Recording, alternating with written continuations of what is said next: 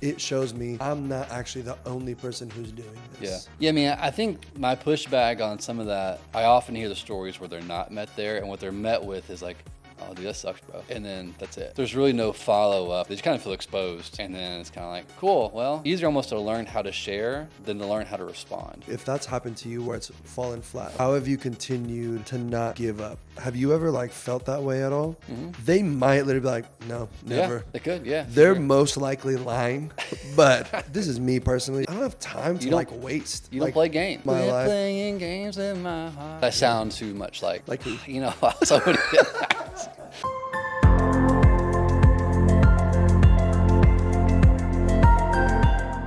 What's up, everybody? Welcome back. My name is Logan Kafer. I'm a licensed professional counselor in Atlanta, and I'm here again with my friend Alexis. What's up? Alexis, you want to introduce yourself? Yeah, Alexis Coots. I live here now in Atlanta, Georgia. I am a run-of-the-mill human being. Dude, top-notch human being, I would say. Blessed and highly favored. Every time I've met you, that's typically how I greet you. And I give you a little like Simba mark across your forehead. I'm like, where are you getting this clay from? I don't understand. Have a little like this? Ball of clay in my back pocket at any moment. My children came out the womb. Doctor. I'm like, man. Yeah. Does it mess up your washer or anything like that? You know, mess up your clothes? No, we actually don't. We take them out back and we do them the old-fashioned way. That's kind of how we avoid that catastrophe. But the last time we talked a little bit about being dads and relationships. Probably today, I think on the docket we'll talk about when we do hang out with people. The difficulty sometimes for guys to actually talk about things of depth. Right? There's sometimes where guys are together, we hang out, we chat. But we end up leaving not feeling any more known, right? It's like that common feeling of like, oh yeah, I hung out with him for 2 hours and I get in my car, I'm like, dude, we didn't talk about anything. And how frustrating that can be, but yet we don't often know how to change that or bring that up or whatnot. So, before we get into that, any things you got going on in your life? Anything you want to talk about? Any things that just bring some levity to the moment? Yeah, man. Life's hard. It's not very levity, but I appreciate the honesty. Yeah, I know. It's the opposite. Yeah. It's been... It's heavity, not levity. Yeah. Is that a word? Heavity? I don't think so. Maybe it should be. It's the opposite of levity. Yeah. But even though life is hard, I think I really am trying to learn that there are some really great and good moments in the midst of it. I think it's just taking the time to see those things and actually like really enjoying them and not taking them for granted. Yeah. So any way like you practice that, or like how do you like? Yeah. Someone like taught us this once. It's essentially almost like writing out what they called points of joy. Okay. It could be literally the most minute thing. Like I love like maybe someone who loves making coffee in the morning. Sure. It's something that you might just do regularly. But it's like, yeah, what are just small things? Like for me, cutting the grass. I actually enjoy cutting grass. Really? Do you got allergies? I do. Do you have to wear a mask when you do it? No. You just take it. I take my allergy pill. You know what I'm saying? Yeah. And just go for it. Okay. You got a riding lawnmower? What kind of? I do. I have a riding lawnmower. Wow, I'm so thankful. Dude. For the first 2 years at our house, I was pushing, and that was rough. Yeah. And yeah, that's a whole story of my riding lawnmower. You got John Deere? What kind of? No, it's Scott. Okay. And it's from a friend that had it in their backyard. What kind of engine you got in that thing? Like dude, I have no idea. Got about like 350 in there? Man, I have no idea. No, from Kentucky, those things are important. Yeah, see? You know? Yeah. California, just had a push mower my whole life. It's electric. I just plug it into the wall and it just kind of went. I mean, we got this thing. It was dead and didn't work, and it took like a year to make this thing start running, and it's a game changer. That's awesome, man. Yeah, my kids love riding on it too, so that's fun. Okay. So yeah, things of joy. So points of joy. Yeah. Like what are small things that you don't realize that you actually enjoy doing? So for some people it could be cooking. For some people it could be making a cocktail. For some people it could be going for a walk. Like what are things that you might just do regularly and not realize like no, this is something I actually really enjoy. And so the point of that to like ensure that you're doing something of that like daily or Every week. yeah, I'd say like so. One thing that when we learned this was, is it possible to look at it and do 5 of these things every day? 5 every day. Yeah, but Wow. but again, like it's small. Yeah, Like, yeah, like coffee, are you for instance, you- mindful of it? Yeah. Right. Like some guys might be like, doing my hair. Yeah. Right. They get a Yeah. fresh haircut, want to do their Yeah. hair, Yeah. or putting oil in their beard. Yeah. I don't have. My beard doesn't grow in that. No, I think it's a great like acknowledgement of it's not necessarily more like big lavish things that add to what you're already doing, but what are things you in some ways already baked into your schedule you actually could enjoy doing more if you slowed down those moments. Yeah. And like you were more. Yeah, and attentive. realizing like, oh man, like these are things that I don't really like focus on because I just have done it for so long. Yeah. But these are things that actually like bring my mind, my body, Yeah. joy. Yeah. Like one thing I realized for me that I don't get to do often now is I like to drive with my windows down. Yeah. And with some music on. Like Yeah. it actually feels good. And realizing like, oh, I want to try and do this regularly. Yeah. Yeah. That's And awesome. it's either not super humid here in the South or freezing cold in Yeah. the winter. Yeah. Yeah. So I have like a week to do that Yeah. in the whole year. Yeah. Yeah. Yeah. Yeah. But that week is great. It's fantastic. It reminds me of California. Yeah. And then it's gone. Then it's gone. Yeah. And then it feels Then like you a got sweaty like hell. yeah. Then you got like gnats flying in the window, hitting you in the face, and Mosquitoes. It's terrible. Yeah. Man, humidity. Ugh. Yeah. Anyways. yeah. No, that's good. I think mine's probably coffee. If I were to think about that, I make Chemex every morning. I don't know if I look like Chemex. I don't know if you could peg me for a Chemex guy, but there are days where it's like, man, this takes forever. But the days like I actually like, hey, I don't have to rush through this, and I just have time. Like it's actually very enjoyable.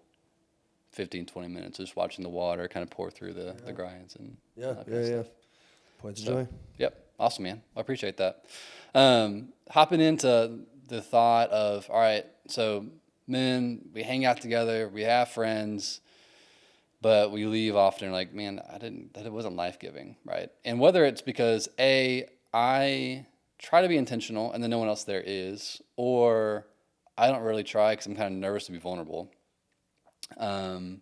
or any other reason. I don't know. I'm curious your thoughts on why men struggle, not always just to hang out, because men can often find time sometimes to hang out with other guys, but that next like step forward into, oh, actually, not only do we hang out, I actually left feeling more connected or more known, or that often is missing within the context of guys hangouts. Any idea of kind of like why? Yeah, I think there could be many factors. I think a few are almost taking the temperature of the room, and depending on your personality, it could bring insecurity. Sure. Like, oh man, like I think I would be seen as whatever your Yeah. mind says if I become vulnerable in this situation because these guys are all about whatever it's about. Yeah. I think another thing too is I think there's guys that are just unaware. Yeah.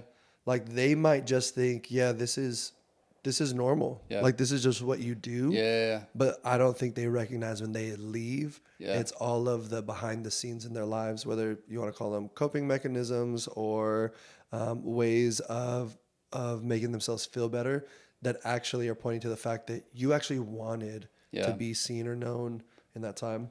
And then I think the other thing too is you might be the person who's like, hey, I'm going to be vulnerable or share, talk about this thing. Yeah.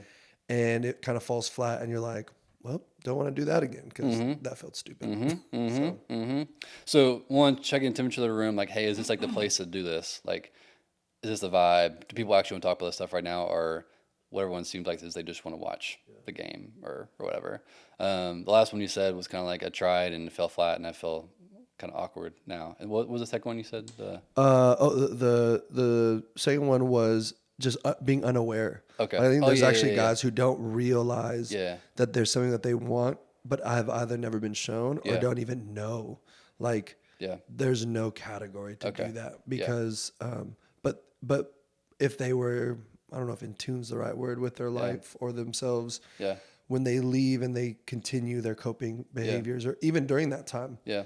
they could be coping and actually not be present. Yeah. They're just trying to Yeah. make themselves feel better. Yeah. Those things point to wanting something better. Yeah. Any idea for you of those three, which one like is most common? Like do you mean if you find yourself going to a situation and you find yourself leaving, you're like, man, that didn't do much for me tonight in terms of like feeling known. Yeah. Any idea for you which one you typically fall into? Yeah, I think it's temperature of the Okay. room Okay. for the most part. You wouldn't be like, hey, I don't know if this is the time or place. Yeah, Yeah. temperature and falling flat. Okay. Like I think personality wise, like I've grown in being okay with asking questions of people Yeah. and wanting to actually get to know them. Yeah. But I could tell quickly if someone's almost like, hey, you need to stop because this is weird. Yeah. And it's like, all right, I'm going to do that. Yeah. So Yeah. No, I think it's good. I can second that in that. So Lexis and I, when we first met, he moved to Atlanta. We met at a birthday party. I think it was like a week after we literally moved here. Yeah, it was not very long. And I just walked up and introduced myself, hadn't seen him before.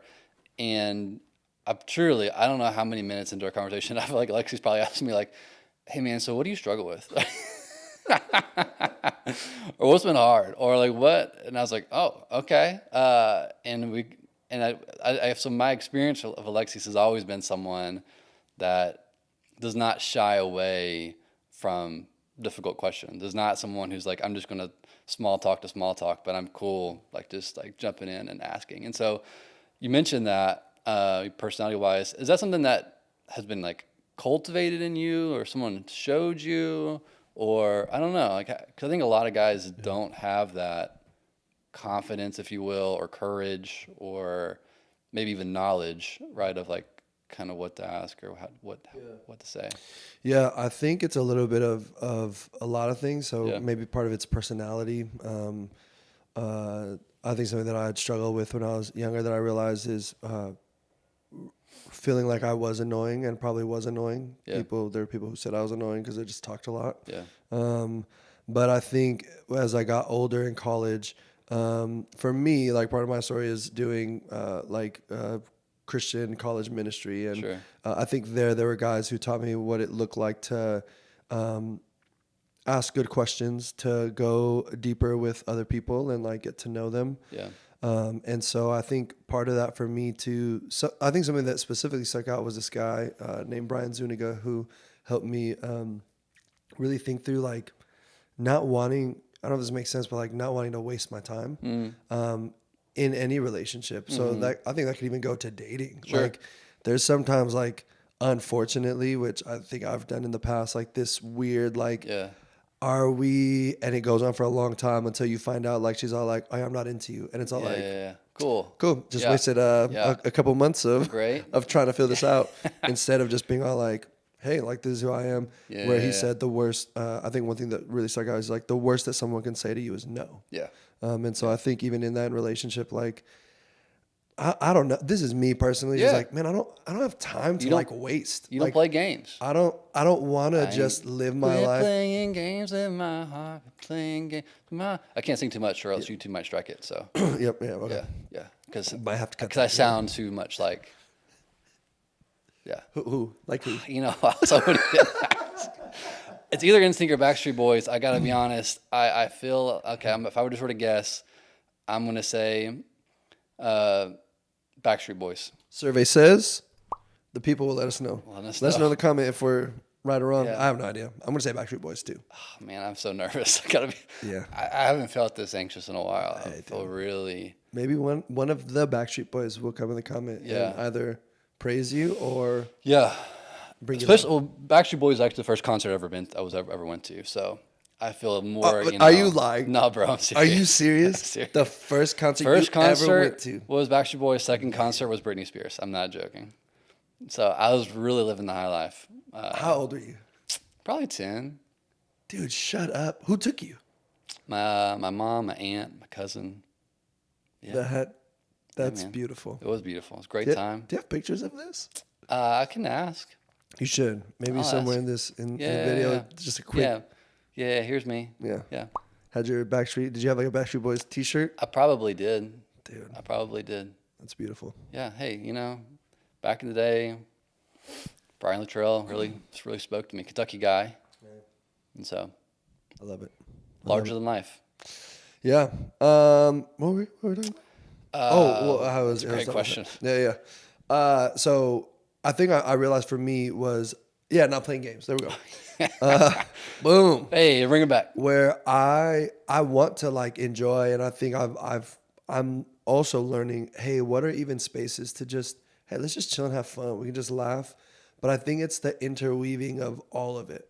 Like life is complex. And so how in this time is it not just, let me sit here this whole time and while we're watching this game, just grill Yeah. you with questions. But at the Yeah, same yeah. time, like laugh, have fun, and talk about real life. Yeah. Where I don't want to just be like, cool, just watch the game and I still got problems in my life and feel less known. Yeah. Let me go back home now. Yeah. You know? Yeah. Yeah. And I think in some ways, the beauty of the people like who have had that modeled for them, right? Compared to, man, I don't even have a framework for how this looks. I think it's very sad. 'Cause I think there's people I think truly who do desire that, but that don't have just never seen it, right? And there's just so much to like seeing someone be vulnerable, seeing someone be honest. I'm like, oh, that's what that looks like. Like that's kind of how you can kind of like have a time with it's a relaxing, hang out, watching a game, and there can be vulnerability because someone's invited me over, done that to me, and now I kind of see that and I can kind of begin to replicate it compared to I'm just kind of trying to create this thing on my own, right? Which I think that's where like it's great if people can have mentors or anything like that that are just willing to be a little more intentional. What about for you? What does like, would you say that you, in learning to ask good questions or connecting with guys, like, is it something that you learned? Is it through schooling because of therapy? Or do you think some of that came naturally to you just as you grew up? In terms of how I learned to connect with guys, Yeah. I think it definitely was not. Well, I think it's a few different things. I will say I think I benefited from early on. So I was in a church youth group growing up, and I was very fortunate. There were a lot of guys in the youth group who were several years older than me that really like poured into me in terms of like they would ask me questions. They kind of invited me in, and so I think from some ways I was pretty lucky early on to see like, oh, these things are actually okay to talk about. And so that kind of gave me initial framework. But definitely as I grew, there became more of this pressure, I think, to look a certain way or be a certain way. And so I didn't want to share. And then was was part of an organization for a couple of years that the way it worked, you're on a team, and the end of the day, every day, we had this thing called feedback, which is basically everyone on the team gave you positive and constructive feedback. And so essentially having that every single day, like you couldn't hide, like it was forcing you kind of to be known. And I think I began to realize in that while it was uncomfortable and painful at times, like, man, to really not be hiding anything and to really be known is just really like wonderful and beautiful thing. And it takes a lot of intentionality and it takes time, it takes effort, but I feel much healthier. I feel much more like who I desire to be when I am known than when I'm not. And I think that definitely the things that kind of keep me hold me back if I don't share, like moving back into Atlanta, starting community here, I fully understand this aspect of feeling out the temperature. I think there is sometimes too this sense of, well, I think this kind of goes into this kind of like another category of like why guys don't share is the sense of what is the point of sharing, right? I think I hear a lot of guys in counseling kind of talk about this sense of why would I share it? Because the person I share with, I can't do anything about it, right? As if like the reason I would share with anybody anything is for them to help me fix it, right? And so if they can't help me fix it, why even share it? Because it's not their issue. Then all of a sudden I'm just dumping my stuff on them, and now they feel heavy or they feel burdened, and they can't do anything about it. And to me, often trying to help clients realize, and I think for a long time, for me to begin to realize, the point of sharing is not for the person to fix it. The point of sharing is to be known, right? And I think trying to help people understand, like, it's not that, hey, I want to share this thing and this person's going to help me problem solve. But I want to share this thing and they're going to understand me more. They're going to know my pain more. They're going to know my hurt more. They're going to know what I'm scared of more. And the beauty is that someone can know that and still desire to be my friend, right? And still like want to be close to me. I think there's people who think, oh man, if I expose these things, people are going to think I'm too much.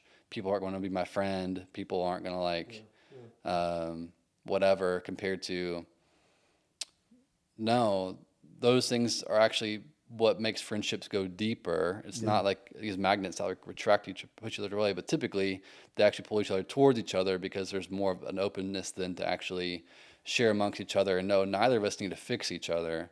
We just need a space to be known. Does it make sense? Yeah, I think there's like, I'll try to remember the second one, but I think there's two myths there. How you said like, well, they can't fix it. Now, I'm not saying we should try and fix each other, but we're actually already assuming that that person won't have anything of value to like either share with us and or empathize with us. Yeah. Right? Like whoever whether it's a friend, someone that we're getting to know. Because I think that goes to the piece of like this innate desire of like wanting to feel, am I a valuable person? Yeah. Do I matter? Yeah. And I think only when we look at people on pedestals, Yeah. wow, they have something to say. Yeah. They matter. Yeah. But I think all of us always have something to contribute, to say, to process. And so I think even when we can do that vulnerably, again, not, all right, how do I try and fix this? But there's something that person might contribute because of their point of view, because of how they grew up, because of just their life, that we might not realize could come from them if we don't share or ask. So I think that's one thing. I think the second thing is empathy is like such a powerful emotion or a powerful tool. Yeah. Where just hearing someone say like, oh no, like I get that. Yeah. I might not get your situation, Yeah. but I get that feeling behind it, whether it's the feeling of failure or loneliness or wanting to be seen or feeling uncared for or feeling shame of something that you did, whatever it might be. Yeah. When someone says, oh no, I actually get that, and they share their story, to your point. Yeah. Like now we're going deeper because it shows me I'm not actually the only person who's doing this or going through this, and someone can connect with me on a deeper level. Yeah, I mean, I think my pushback on some of that, I don't know if pushback's the right word, but what often like I hear is, so in what you're saying is it's a myth because these people may actually meet them there. I often hear the stories where they're not met there, and what they're met with is like, oh, dude, that sucks, bro. And then that's it, right? There's really no follow-up in terms of like people aren't really willing to share their stuff. They just say, I'll do, that sucks. And then that person's not really left feeling seen or like really even more connected. They just kind of feel exposed. And then it's kind of like, cool, well, I didn't really go as I expected. And so you're kind of saying there's this belief that people will meet you there. I think some people will. Got it. Yeah. But I think there's a large portion of men who don't experience that. Because again, there's no real modeling for the context of the relationship that's been there before. So guys share. I don't think guys often know how to respond. I think it's easier almost to learn how to share than to learn how to respond. I think guys don't necessarily know how to respond because whether they're trying to fix it and they don't know how to fix it, so they just say, sucks, bro, or they just kind of feel awkward, and so they just say that too, or there's not a there are people, and I agree with you, but I don't know how common of an experience that is compared to being very fortunate to be in relationships where that is seen and reciprocated. Right. Yeah, that's actually a really great point. It makes sense. So I was going to ask you, one thing is, how do you, if that's happened to you where it's fallen flat, if we're going to say it that way, like how have you continued to not give up? Because I think some people give up. And I think to what you just shared, a quick response is, I think this is where learning good questions is valuable. If you're the one sharing, hey, this is what's going on, da, da, da.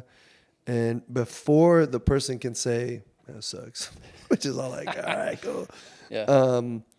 Maybe even just asking the question of like, have you ever like felt that way at all? They might literally be like, no, never. Yeah, they could, They're most likely lying, but because they literally have no ability. Just put them on a polygraph test when you do it and see.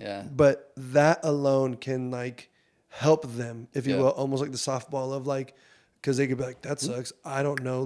In their brain, they're going through their own stuff of like, I literally don't know what to say. I don't. This is awkward. This is uncomfortable. Yeah. No one's ever done this. No one's ever shared this type of stuff with me. Whatever. Yeah. Like their mind's going through. Yeah. But just to ask them, Yeah. have you ever felt, if you could name the thing that you're feeling, or have you ever felt this way in anything that's happened to you? Yeah, and I think who that knows? and again, they may fall flat, but I think it at least gives them potentially an opportunity to think about it, because I think part of the issue sometimes is the person who's receiving this information, who says, "Man, that sucks," whatever. I don't even possibly know if they've even thought about that themselves. And so, right, so it's not necessarily like, oh, I have this gold mine of information that I'm sitting on that I'm just withholding from you. Yeah. It's possibly this. I've never even thought about this, and so it's not like I have a preloaded answer where I could be like, oh yeah, I'm very much aware of my own stuff, and let me like say, compared to, no, I've been running 1,000 miles an hour for however long, and I've just never even slowed down enough to ask myself that question. Yeah, and I think that's where like, I think even knowing, maybe who your friends are, if this makes sense. Like I have friends.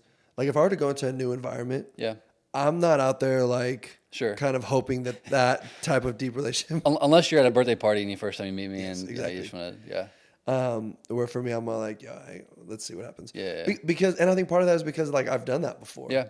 But the first times I've started, like that's terrifying. Yeah. But now I know, hey, these are friends in my life that like, it's not, all right, how do I ask it? It's just, hey, we're just going to go and here it is. Yeah. But then am I seeing it as opportunity, if I've grown in that way, to now do that with somebody else?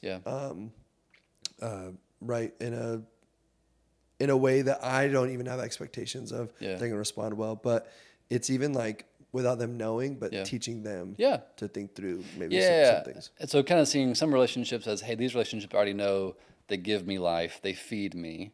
And there's some relationships I know might take a little more energy because they might not necessarily pour back into me, but I'm hoping to help model for them to some degree, kind of. I think it's always important to kind of understand like the energy gauge of relationships, of like, hey, I leave these relationships and my battery feels charged. I feel leave these relationships, I don't feel as charged. And that's okay. Not every relationship is going to charge me, but knowing who those people are and being willing to kind of go into those spaces more intentionally. And I think this came to mind. It was wild. There's this one time that I was hanging out with these guys, and a few of them like good buddies, and then these other guys were like family members or friends of one of those guys. We were watching boxing matches and stuff, and so I'm just talking with my buddies, and you know, some of his family members and stuff come in and out of our area of the conversations we're just having. But there's this moment where I just like sat back and just looked, and his like family members and friends like didn't say a single word to each other almost the whole time.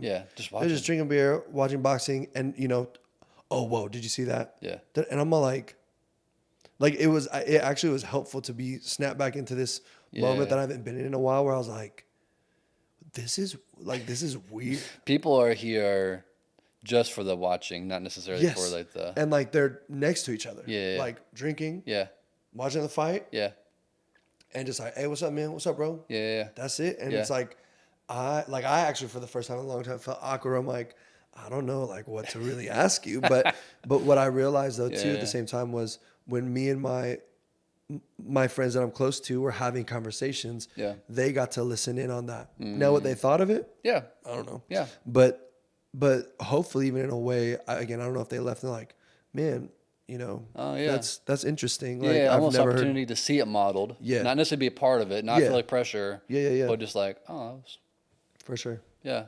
No, I think that's a good insight, knowing even if people aren't a part of the conversation, it's often a opportunity for them to kind of see something different than they've typically experienced, right? And I think what we're saying, there's not necessarily like every, you kind of mentioned this even within that, not every hangout, the goal is to go super deep, right? You need times where you're hanging out, you're laughing, having fun. There's really no like depth. The problem is that's 90% of most of the hangouts, right? We don't have an issue with that. Like that's taken care of.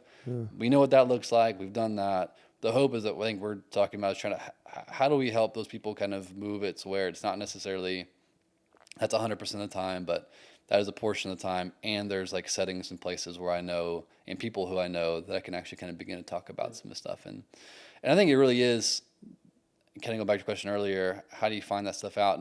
Knowing, I mean, there's an element of like how much I know someone and how much I trust them, right?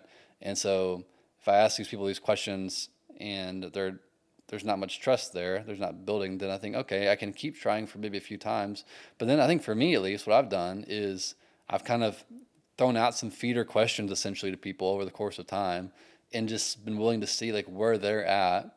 And based upon where they're at, that kind of gives me a gauge of, oh, these are people I can kind of begin to talk more in depth with. And these are people who may get there down the road, but I just know they're not there at this point, and that's cool. But at least gives me a framework of where's everyone else coming into this picture in terms of their own willingness and understanding of their own stuff to then be able to talk about it. Because again, I think it's often one of the biggest initial pieces is that people are even aware of their own stuff to begin to talk about it when someone asks them a question. Yeah. Right. And so, so yeah, I think that would be part of my encouragement for anyone is looking at your friend group, taking somewhat of an assessment in terms of like whether it's throwing out feeder questions or sharing and just kind of like getting the temperature of the room in a sense in terms of their willingness to kind of dive into that. And from there, you kind of have a bit more of a gauge of like, okay, who feels safer, who can I trust, to not just say, oh man, I'm sorry, and not share anything about their own. For sure. I think it's like even just committing, if you want that, it's just committing to be that person. Yeah. Like, man, even if I feel like some of these people aren't going to be vulnerable, like I'm going to keep doing that. Yeah.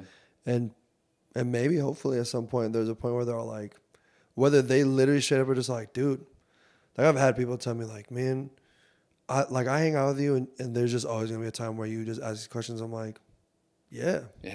Because like I personally, I genuinely want to care for you. Yeah, man. But I also want you to care for me. Yeah. Like if I'm honest. Yeah. And I've now become uncomfortable again. I think there's times to for sure hang out with buddies where it's like, hey, we're just chilling. But man, if it's like too prolonged of like, what am I doing? Yeah. Like for me, it's like, I got 5 kids, a wife, life, dog, all sorts of stuff. A riding lawnmower. A riding lawnmower. Yeah, dude. Got to get a really long extension cord. Don't run over the. Hey, baby, can you plug it back in? Or run over the cable. You know. Yeah. Imagine like growing up, I had a electric weed eater that you had to plug in. Like we had a long extension cord. What if there were riding mowers that had extension cords? Man, how many extension cords you'd go through running those things over? Yeah. That'd be miserable. Be buying some holding it behind you. Stock. You're basically like, That's let your kids out there. All right, kids, stay in the line. Hold this cord up for dad. So, and then when you hit rocks, they go flying and stuff. Oh my gosh, so terrifying. If we were to be super practical, then, is there any questions that you would tell people to ask their friends, like as like a easy kind of initial, like, hey, what are some like feeder questions? What's some kind of checking temperature questions? What's kind of some softball questions to say like, hey, like, is there space to go deeper? We don't have to go from 0 to 60, but like kind of what's some. I think one thing. So this is something that I realized when we were talking is actually getting to know them before you know them. So like, what is it that they do? So if your friends are not married, but you know where they work. Hey, how is work at that wherever place going? So you don't show up at their work. No. Don't like, hey, I'm here to.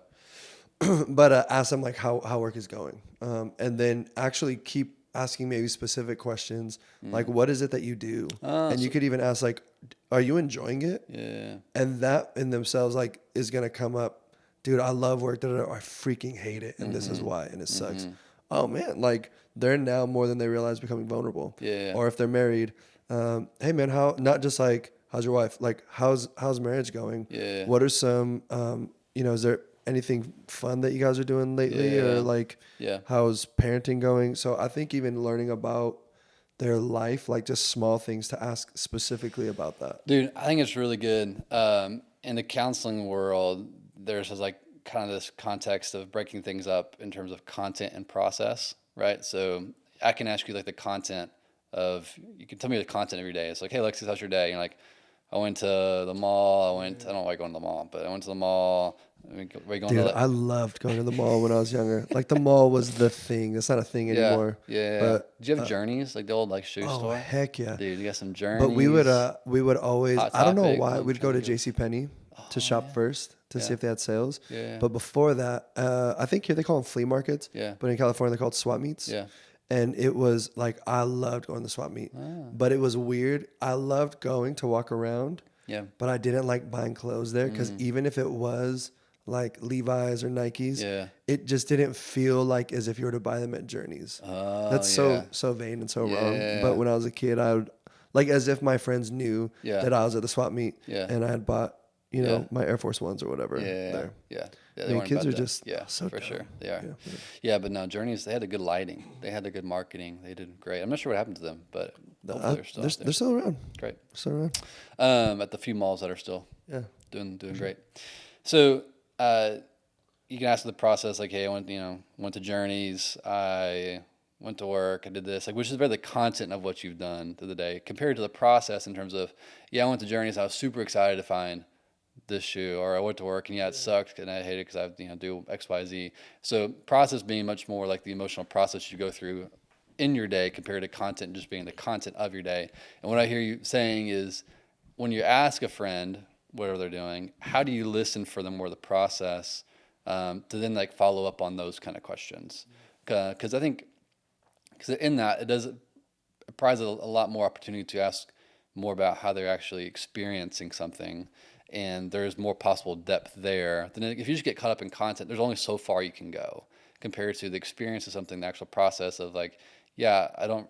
This really does suck. Oh, okay, what sucks about it? Like, what is difficult? What makes you frustrated? Or it does bring me a lot of joy. Like, oh, okay, like tell me about like, I don't know, when you feel joy with that kind of stuff. Like, I don't know, how does that impact your day? Like, what does it make you think about? And there's much more depth that can happen if you lean into like the process questions of what people are going through compared to just getting stuck in the content of this is literally what I did, right? Yeah, learning to ask specific questions. Because right to your point, man, how's your day? Good. Yeah. All right, cool. Yeah. Because I think I think it's also as helpful is that it demystifies this sense of like to have deep conversations means I have to talk about completely different topics.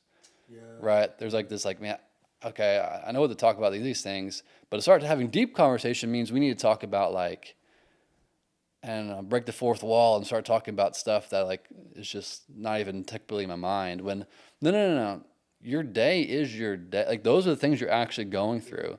So it's okay to talk about those things, but how do we actually begin to talk about those things in ways that like again makes you feel more connected and known compared to we got to find out a whole slew of new topics to talk about. That's not.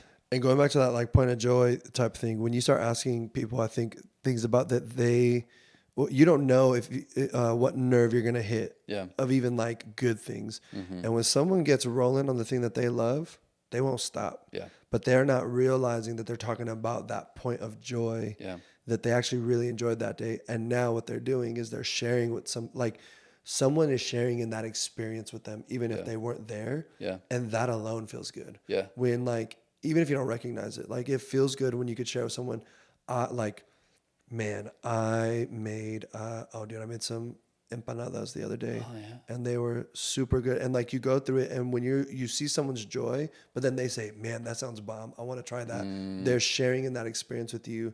And actually I'd say like intensifies even the memory of what you did with somebody. Yeah. Yeah. No, that's good. That's good.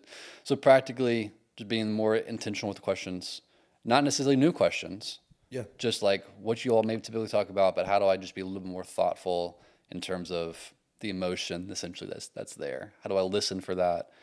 I don't have to create a new wheel, just listen for the emotion and ask more about that. And so, no, I think it's great, simple. Because again, I think the beauty of this stuff is not rocket science. It's just how do I slow down enough to see like what are the small things I can do that can change. Because again, it's not trying to make people do something they're not currently doing in terms of a whole new thing. It's just adding to. Yeah, and I think the willingness to take the step. Yeah. And if it falls flat, to not give up. I think that's the biggest thing for guys is it will emphasize insecurity. Yeah. And so they're like, I'm never doing that again. where it's like, nah, man, like you're not alone. There's a lot of people who feel the same way. Yeah. And maybe even the person who it fell flat with, they just don't Yeah. know what to do with that. For sure. Yeah. And I think even honestly, what I've done in the past, and this kind of feels maybe a little bit awkward for some, but it kind of goes back to what you're saying earlier about just not playing games. I, Backstreet Boys. oh, man, I'm so open. And is kind of meeting the relationship to some degree head on and just being honest about where I find myself. And so I've literally had to say to friends in the past, hey, gotta be honest, I'm in a spot where I would actually, I'm aware I need more depth in my male friendship. And I'm curious if that's something that you're wanting as well. And if it is that something we can kind of figure out like what that looks like together, right? Which is vulnerable because the person might just say no. I've never had them just say no, but I think you just look at you back, Logan. I would love to go on a date with you. yeah, exactly. But typically they're like, yeah, I'm aware I need that as well. And so if you're willing to, I think there's like a space just to be completely honest and not have to like, see if I say something and they just say, cool, I'm fine, or no. Or like when you show your own vulnerability in terms of just how your day's been, compared to if you're willing just to kind of completely take a step out and just say, hey man, I gotta be honest, like I need deeper male friendship. Do you feel the same way? Now at least we're on the same page compared to like, I'm gonna take a step out here and this person may not be on the same page. If y'all have kind of agreed to that, then there's a bit of common ground in terms of understanding what the hope is from the relationship. And so I think it's helpful not to like give too much advice in terms of like, oh, okay, there's like 10 different things I can do. I think those three things are great in terms of focus on that. Focus on more process, focusing more on the emotion of people's responses and the possible willingness just like to name out front what you're hoping for and seeing and if someone else is willing to also meet you there to kind of establish some like expectation in the relationship. Yeah. What, I guess for yourself, like what is a go-to question that I don't know if you even have one that you go to when you kind of like connect with somebody either for the first time or for the first couple of times. Is there something that for yourself personally that you're like, man, I've just found this, there's no reason to reinvent the wheel, so I just ask this question or, go this route? Yeah. Yeah, I mean, I think oftentimes, whether it's a simple question of like, hey, what's the highlight of your week been, or what's been the difficult part of your week, right? Just kind of very simple, just opportunity to share something that's been great, and also the opportunity to share something that's been difficult. What's funny now is actually there's my relationships where I've done that enough to where now I just don't even say that. I just say, how's your week been? And people know like typically I'm sharing like the good parts of my week and the difficult parts of my week. And so I think it's a very simple question because again, it just kind of gives opportunity to answer whichever direction you want, depending upon your week. And so I would say that's probably the easiest one I go That's with. cool. And I think part of that too, like, more than you realize, you're probably a friend that other people look forward to spending time with. Like, I think when that happens, it's actually friendships that you're like, you could be like, man, I'm going to go out and just hang out with the guys. But you'd be like, man, I'm really looking forward to this. Yeah. And when you come back, whatever home looks like, whether that's wife, kids, Sure. like you're actually more excited and energized. And I think in ways it transfers over to your familial relationships, learning to do that with your kids, with your wife. I think it just expands to everything of how you ask questions of the people around you. Yeah, no, I appreciate that, man. I hope that has been helpful in terms of just kind of naming why guys often struggle with really connecting, with going deep, not just hanging out, but actually going deep, some clarity around some questions to ask, and even just kind of ways to kind of begin to show up and even begin to see like, hey, are these people safe? Are they not safe? And how do I begin to determine which folks I actually want to begin to go deeper with and build those connections with. And so yeah, hope you all found that helpful. Thanks for hanging out with us today. And if you found this content interesting, feel free to subscribe and we'll see you next time. All right. Peace. Deuces.